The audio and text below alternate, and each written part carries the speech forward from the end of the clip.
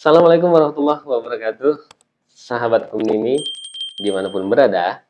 Hari ini kita kembali lagi dengan tema nguping, ngobrol ilmu parenting, Nguping. nguping Ustaz. Masya Allah. Dan hari ini masih bersama Ustadz Fadil Nah, Maki, kita masih melanjutkan tema yang kemarin atau pembahasan-pembahasan tentang parenting yang kemarin.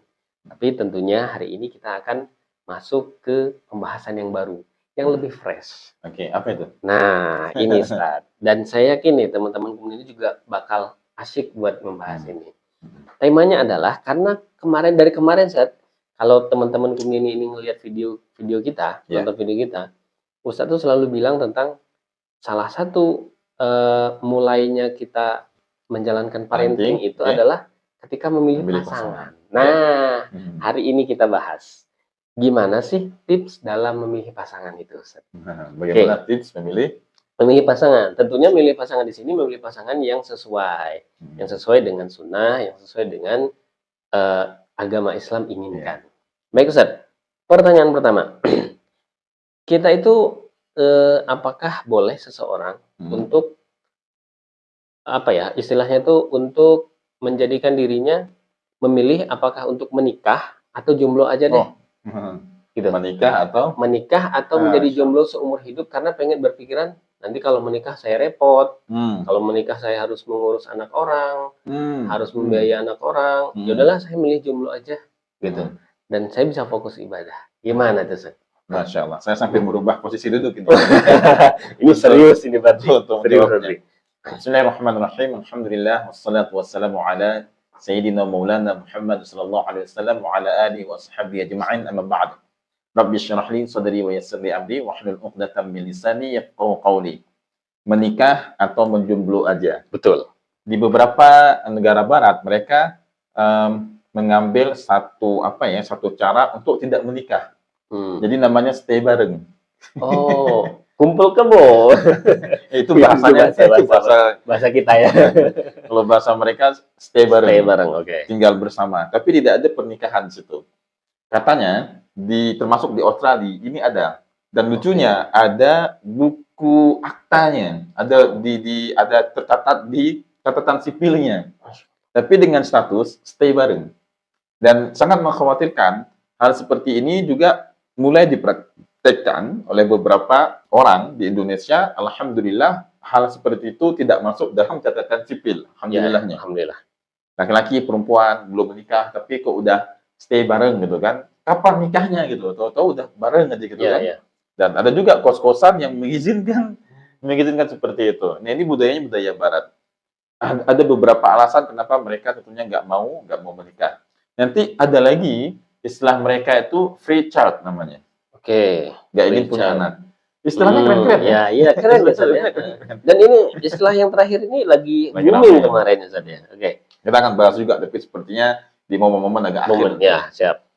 Bagaimana Islam menyikapinya? Kita bahas satu dulu. Yang tadi stay bareng tadi. Tentu itu jelas haram dalam Islam karena zina. Nggak boleh kan laki-laki dengan perempuan berkumpul satu ruangan, tinggal bareng begitu, nggak boleh tentunya. Nah, satu rumah kan. Kemudian masalah menjomblo. Oke, menjomblo. Masalah menjomblo dalam sejarah Islam, dalam sejarah keilmuan Islam itu ada. Oke. Di antaranya Imam Nawawi rahimahullah taala. Baik. Ibnu Taimiyah rahimahullah taala. Keduanya tidak menikah. Dan ada beberapa ulama lagi mereka sibuk dengan ilmu sehingga mereka tidak menikah. Kami pernah menanyakan masalah ini kepada guru kami, Syekh Malayan. Beliau menjawab dengan ilmu dan juga menjawabnya dengan sangat-sangat diplomatis. Baik. Begini jadi hadirin semuanya, sahabat nguping sekalian. Orang yang udah menikah, itu pahalanya untuk mencari pahala mudah gitu kan. Oke. Kita cuma modal senyum doang, senyum ke pasangan, itu udah termasuk ibadah di situ kan. Ini perempuan nih, Fitri misalnya kameramen kita menikah gitu kan. Dan dia memajang wajah yang membuat suaminya itu senang aja ke dia, itu udah ibadah. Oh iya. Dan ciri perempuan soleha. Karena perempuan soleha itu kalau dilihat menyenangkan, seret, menyenangkan bagi suaminya. Laki-laki dia pulang bawa martabak, diambilnya martabak, disuapin ke mulut istrinya, itu udah pahala lagi. Masya Allah. Belum lagi pahala-pahala yang lain, ya kan? Jadi ada banyak sekali pahala yang mudah kita dapatkan dalam pernikahan. Kalau memang kita mampu untuk meraih banyak pahala dengan tanpa menikah, seperti Imam Ibnu Taimiyah yang sibuk dengan belajar, mengajar, dan menulis kitab. Seperti Imam Nawawi rahimahullah ta'ala yang sibuk belajar, menulis kitab, memberikan banyak manfaat bagi umat, ya silakan, nggak apa-apa, nggak menikah. Oke. Tapi kuat nggak jadi kayak Imam Nawawi? Sehari 12 Iya. mata pelajaran. Iya ya. Tidurnya sebentar. Tidurnya itu bersandaran kitab. Jadi ini kitab-kitab semua. Tidur bersandar kitab, begitu bangun, membaca kitab lagi. Makanya sehari semalam cuma sekali. Dan beliau waktu beliau tidak menikah, beliau habiskan untuk memberikan kemanfaatan bagi umat dengan ilmu, menulis kitab dan mengajar. Tentunya kan sanggup nggak kita kayak gitu seumur hidup kita? Betul, betul, betul, betul. Jadi kalau nggak sanggup, ya udah nikah aja, kan perempuan banyak sekarang. Pilih satu yang solehah, yang baik gitu kan. Kemudian kita ajak untuk beribadah bersama. Iya, iya, iya. Beribadahnya banyak sekali dalam rumah tangga. Gimana beribadahnya? Nikah dulu, baru tahu nanti. Nah, Jadi gitu jawabannya. Tidak ada keharaman untuk tidak menikah. Tidak haram hukumnya. Karena kalau kita bilang haram, Imam Nawawi sendiri tidak menikah. Tapi kita mempersempit peluang kita untuk banyak-banyak beribadah. Kalau tidak tidak menikah. Imam Nawawi tidak mempersempit karena beliau mencari lewat ranah yang lain ibadah. Dengan apa? Dengan belajar, mengajar, dan menulis menulis kitab. kitab. Nah, Gimana ya Hera? Menikah atau menulis kitab? menikah dong, kan udah menikah sekarang. Menikah. Jadi wah ya ini satu fakta lagi ya, satu Hmm. fakta yang bisa kita tahu, yang kita juga tahu bahwa ternyata ada ulama yang tidak menikah, tapi syaratnya seperti itu. Siap nggak? Siap nggak gitu? Berat ternyata syaratnya. Nah, kalau free child nanti kita bahas lagi kapan. Gitu kita bahas kapan-kapan. Oke, Ustaz. Kalau tadi kita ngebahas tentang menikah atau menjomblo, sekarang begini. Nah, ini mungkin bukan fenomena baru dan fenomena yang besar. Ini udah fenomena yang benar-benar terjadi di mana-mana. Gini, Ustaz. Kan kita tips memilih pasangan, Ustaz. Oke. Nah, orang di luar sana pasti akan berpikiran, atau orang-orang teman-teman saya mungkin, atau penonton kita bakal punya punya cara tersendiri untuk menilai memilih pasangan itu. Termasuk salah satunya adalah pacaran. Iya. Nah, ini kan udah, saya mau bilang lumrah, tapi nggak pengen gitu ya. Tapi mau gimana lagi gitu? Iya. Ya kita kan pacaran udah memang benar jadi kayak budaya juga gitu. Nah, maksudnya begini, Ustaz.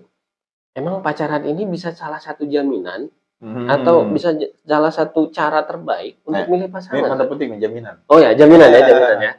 Jaminan. Atau Emang dengan pacaran kita udah tahu nih, ini perempuan ini orang yang paling layak gitu ya. ya, emang bisa, Ustaz? Kira-kira, Baik. Ustaz. Ini jawabannya kita coba dengan diplomatis. Baik. Oke, diplomatis. Perempuan yang mau diajak pacaran, pertanda bukan perempuan baik. Dan ini dijadikan cara untuk menilai perempuan baik. Caranya aja tuh salah. Oke, sekat. Perempuan mau diajak pacaran, nih pacaran dulu kita jalan bareng, pegangan tangan segala macam. Oke, nanti kita ketemuan, ini bukan perempuan baik. Oke, catatan untuk para perempuan. Ya, versi siapa? Apakah saya yang bilang? Bukan. Bukan saya yang bilang. Agama menjelaskan bahwasanya dia berani melanggar aturan-aturan yang ditetapkan dalam agama dengan melakukan kemaksiatan dalam pacaran tadi. Nauzubillah. Jadi jawabannya simpel aja sih kan. Jawabannya singkat, tepat, padat. Ada yang kedua. Oke, yang kedua, Ustaz. Kalau yang pertama tadi perempuan yang mau diajak pacaran dan melakukan banyak kemaksiatan di dalamnya, bukan perempuan yang baik, bukan perempuan yang baik. Demikian juga ciri bukan laki yang baik. Nah, kita nggak bisa salahkan perempuan aja, ya, diserang sama emak. Lupa tadi. Bukan perempuan aja. Laki-laki yang ngajak pacaran dan juga dia mau pacaran dan juga dia mau berbuat maksiat di sana merupakan ciri laki-laki yang buruk. Jadi kita nggak bilang perempuan buruk. Iya. Bukan perempuan baik. Pemilihan diksinya harus tepat nih. Iya. Tapi kalau laki-laki buruk. Laki-laki yang buruk kan bisa ada laki-laki yang soleh nanti. Ya, oke. Yang kedua, dalam kitab Adabul Islam fi Nizamil Usrah. Adabul Islam fi Nizamil Usrah yang mungkin nggak bisa baca versi Arabiknya, ada versi terjemahannya. Cuma kalau nggak salah etika Islam dalam rumah tangga, kalau nggak salah. Etika Islam dalam rumah tangga. Penulisnya Syekh Muhammad Alwi Al-Maliki. Dan kita pernah mendaurahkan kitab ini. Di situ beliau membahas mengenai masalah pacaran ini. Beliau bahas bahwasanya sebagian orang yang tidak paham akan aturan Islam, mereka menggunakan cara pacaran untuk mengenal calon pasangannya. Calon pasangannya. Beliau menjelaskan lagi, sesungguhnya dengan bagaimanapun cara pacaran, tidak akan bisa bagi kita untuk menggali, untuk mengetahui bagaimana karakter pasangan kita. Kenapa?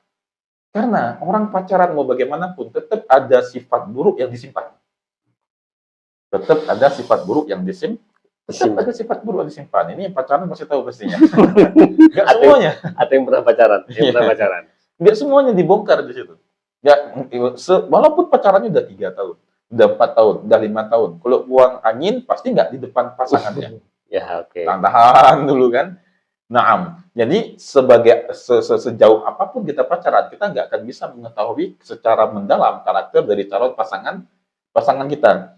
Kesimpulannya, pacaran bukanlah cara yang paling efisien untuk mengetahui karakter pasangan kita. Justru kita menggunakannya, kita akan jatuh dalam maksiat. Jadi gitu kan, poin kedua. Dan bukan cara terbaik pastinya. Oke, nih jawabannya singkat aja. Pacaran bukan cara yang paling efisien dan terbaik untuk memilih pasangan yang baik untuk kita. Masya Allah, ini teman-teman perlu diingat ya. Perlu diingat. Yang masih pacaran, putusin sekarang. Yang niat pacaran, Nah, ini gimana hilangkan. nih? Kalau mau pacaran, putusin atau enggak nih?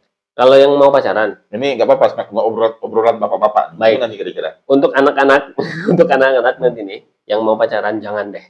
Tapi udah sama-sama cinta. Saya juga ragu nih, gimana yang ngomong Ustaz. Kalau udah sama-sama cinta, nikah aja deh. Kalau memang bisa. Iya, iya, iya. Anda coba kasih jalan keluar nih. Oh ya, Sama-sama cinta, sama-sama ingin berumah tangga, baik. hijrah dulu masing-masing. Oh. Hijrah dulu masing-masing, tempuh dulu jalan hijrah, kemudian coba untuk ketemu dua keluarga. Oke. Di proses itu tidak ada lagi pertemuan yang membawa maksiat. Masya Ya, Allah. tidak ada pertemuan sama-sama niat untuk hijrah. Yang lalu biar yang lalu. Jadi kita sebenarnya tidak menjelek-jelekkan orang yang pacaran, tidak. Kita di sini tidak suka dengan sifat, bukan orangnya. Oke. Sifat orang yang udah pacaran kemudian dia membenarkan maksiat dalam pacaran. Ini kita nggak suka. Adapun orangnya, kalau dia udah hijrah, dia bertobat, kita rangkul. Kita akan suka dengan orang seperti itu. Jadi kalau dulu pacaran, misalnya nonton ini kajian nguping Ya, ini ya, ya, ya. podcast nguping ini, kalian pacaran dan kalian ingin menikah, nggak ada masalahnya. Kan laki-laki dengan perempuan, bukan laki-laki dengan laki-laki. Ya, ya, ya, ya. Kan? Ya, ya. Nggak ada Ya. masalahnya, kalian mau nikah silahkan. Nah, dan secara agama negara membolehkan. Membolehkan. Naam, selama laki-laki dengan Perempuan. sama-sama hijrah, sama-sama memahami bahwa itu salah. Naam, sama-sama hijrah, ketemu dua keluarga, dan dalam proses pertemuan dua keluarga hingga akad tidak ada lagi pertemuan antara dua pasang ini, laki-laki perempuan yang antara sepasang ini laki-laki perempuan yang pertemuannya membawa maksiat. Jadi yang udah pacaran kita tidak akan terus menjudge mereka salah, kita hanya menyalahkan perbuatannya, silahkan hijrah, menikahlah. Masih ada jalan keluar, tapi mudah-mudahan itu jalan keluar terbaik. Ya. Dan dilakukan Pak Ustaz ya. Amin. Wah, Lagi? seru juga nih Ustaz. Ngobrolin pacaran. Baik, Ustaz, gini, tips memilih pasangan. Coba berikan contoh Ustaz. Contoh ke kita, contoh ke para penonton Kumnini Official ini, contoh dari Nabi atau dari sahabat nih Ustaz. Saat mereka memilih pasangan. Baik, Nah, insya Allah. Ini kayaknya bakalan bisa diaplikasikan untuk teman-teman yang sekarang sedang berusaha untuk memilih pasangan. Ya. Siapa tahu, wah ini tips terbaik nih Ustaz.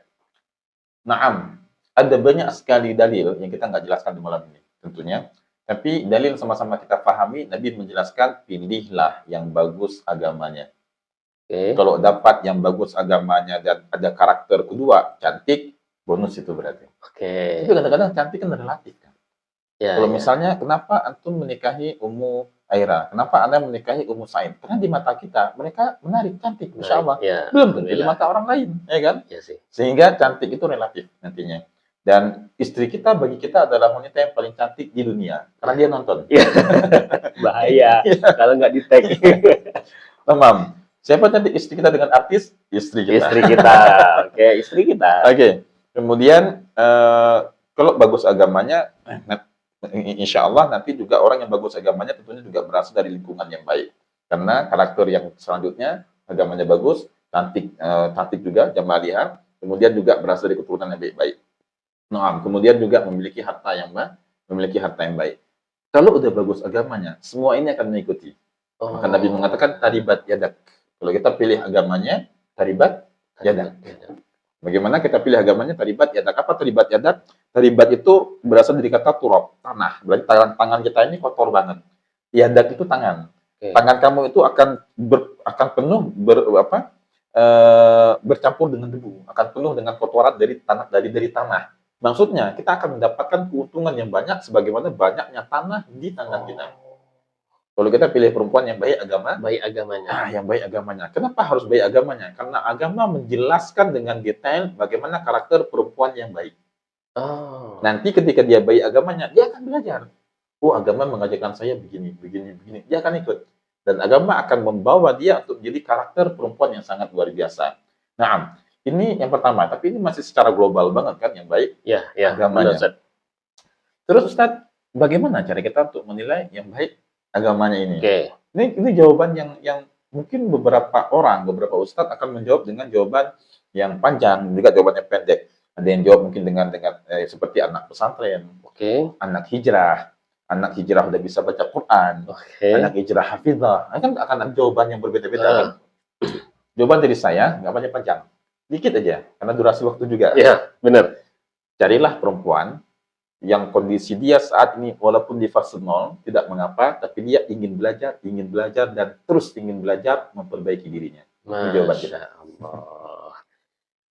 Contoh dari Nabi atau dari sahabat sudah disampaikan sama Ustadz, dan tips dari Ustadz pun juga sudah disampaikan. Nah, mudah-mudahan deh teman-teman yang sekarang sedang Ada satu lagi. Wah nih, wah seru nih. Satu lagi, silakan Ustadz. Seorang sahabat akan melamar seorang perempuan. Nabi tanya sallallahu alaihi wasallam kepada sahabat tadi radhiyallahu an, kamu udah lihat dia belum? Sahabat ini menjawab, belum. Lihat dulu. Itu akan mengekalkan kalian, kata Rasulullah. Jadi harus ada sedikit fall in love-nya. Oke. Kita kan ingin membangun cinta. Ya. Orang ingin bangun itu harus ada fondasinya. Oh, benar. Nah, jadi begitu kita ketemu ada dek ya. Jadi yang udah nikah paham, ketemu, wah ini kayaknya calon dari ibu saya. Oh, calon ibu dari anak-anak saya. Calon ibu dari anak-anak saya. Jadi ketika kita ketemu, yang pernah baca novel Ketika Cinta Bertasbih, nah itu paham bagaimana seorang azab ketika dia akan mencari calon istri, sampai dia nazar dengan hafizah pun nggak ada rasa dek tadi. Dia nazar ke sana ke sini, ta'aruf ke sana sini, nggak ada rasa deknya. Nah, akhirnya kembali ke siapa? Anna Al-Fatun Nisa. Ini kisah novel. Ya. Tapi indah sekali.